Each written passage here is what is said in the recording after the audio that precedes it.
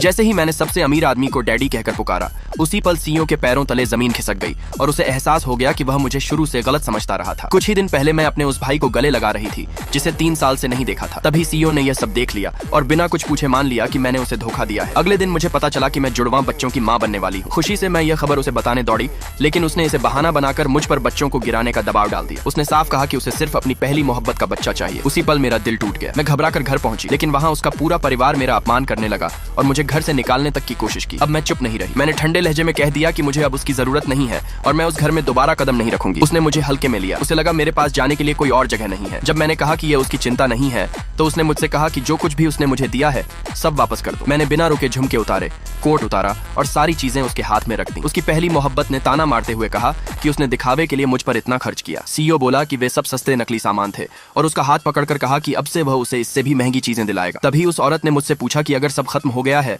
तो मैं अब भी शादी की अंगूठी क्यों पहने। मैंने अंगूठी उतारी और ठंडे स्वर में कहा कि मेरी जिंदगी की सबसे बड़ी गलती तुमसे शादी करना था। उसी पल मेरा अरबपति भाई बॉडीगार्ड्स के साथ वहां पहुंच गया। सीईओ मुझे जाते देखता रह गया। उसकी आंखों में घबराहट साफ दिख रही थी। तभी उसकी पहली मोहब्बत ने पेट पकड़ लिया। सीईओ उसे संभालने दौड़ा और उसकी मां घबराकर डॉक्टर बुलाने लगी। फिर उसने मेरी तरफ देखकर कहा कि यहाँ से निकल जाओ, यहाँ तमाशा मत करो। उसकी छोटी बहन ने भी ताना मारा कि मैं कभी उनके परिवार के लायक थी ही नहीं। मुझे याद आया कि कैसे मैं एक बड़े घराने की वारिस होकर भी अपनी पहचान छिपाकर उस घर में आई थी और बदले में मुझे सिर्फ अपमान मिला। गुस्से और दर्द से मेरी हालत बिगड़ने लगी। किस्मत से मेरा भाई मुझे तुरंत वहां से ले गया। सीईओ दरवाजे तक पीछा करता आया। जैसे ही मैंने जिस गाड़ी में बैठकर गई उसे देखा, उसने लोगों को पीछा करने का आदेश दिया, लेकिन उस गाड़ी का कोई रिकॉर्ड ही नहीं मिला। इससे उसे यकीन हो गया कि मैंने कोई नया आदमी ढूंढ लिया है। कुछ समय बाद भी मुझे कभी कभी हमारे साथ बिताए पल याद आते थे, लेकिन जो मुझे प्यार लगता था वह अब सिर्फ एक मजाक बन चुका था। जब मेरी आंख खुली, मैं अपने असली घर में थी। मुझे देखकर मेरे पिता की आंखें भर आईं। मैंने माफी मांगी और सबसे पहले अपने बच्चों के बारे में पूछा। जब पता चला कि बच्चे सुरक्षित हैं, मेरे दिल से बड़ा बोझ उतर गया। मेरे भाई ने कहा कि मुझे सीईओ से सारे रिश्ते तुरंत खत्म कर लेने चाहिए। मैंने बिना हिचक हामी भर दी। ये सुनकर पिता बहुत खुश हुए। उन्होंने बताया कि 3 दिन बाद मेरा जन्मदिन है और वे मेरे लिए एक भव्य पार्टी रखेंगे जिसमें करोड़ों की आतिशबाजी होगी। मैंने खुशी से हाँ कर दी। मेरे भाई ने तुरंत सभी तैयारियों का आदेश दे दिया। बैंक्वेट के दिन मैं पूरी तरह तैयार होकर पहुंची,